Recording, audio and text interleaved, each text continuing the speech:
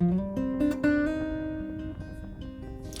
2022, I returned to the Kalobeyei refugee settlement in northwest Kenya. A lot has changed since I first visited 5 years ago to make a short virtual reality film. Kalobeyei represents a new model of refugee assistance. It recognizes that most refugees never get the chance to return home or resettle in a new country.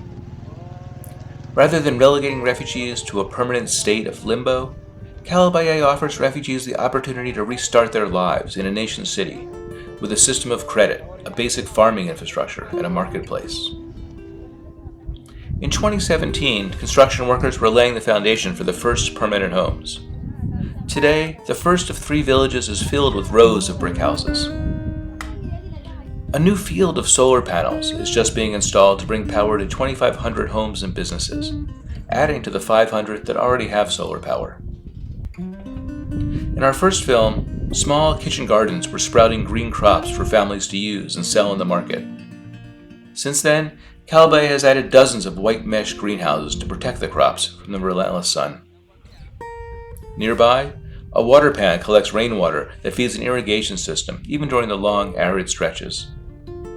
In 2017, we filmed in Kalobeyei's first primary school with only a few permanent structures and other buildings made of corrugated metal and tarp. Today, it's one of 6 primary schools in Kalobeyei, though it is still overcrowded with close to 6,000 students.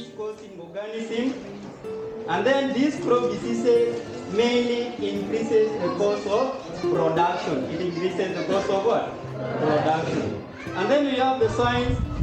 By far, my favorite shot of the 2017 film is of 3 women cooking lunch for the entire school in 3 giant vats. The same 3 women still work in the school kitchen, but the day we visited, there was no water, so the kitchen was closed and no lunch was served. Later, we discovered that someone had cut the pipes and diverted the water, leaving several villages without water for days. Tensions were palpable, and families walked for miles with containers to find fresh water.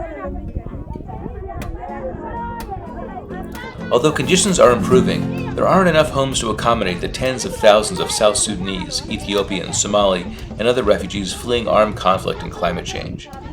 The tents in the reception center for new arrivals are sleeping many more people than intended, and they are waiting months to find better housing in the settlement.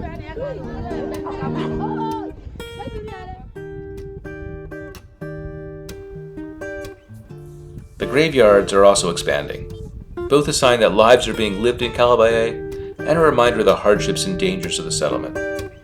Most of the graves are for children. When we stopped to film the graveyard, we had to wait until the end of a funeral for a South Sudanese child.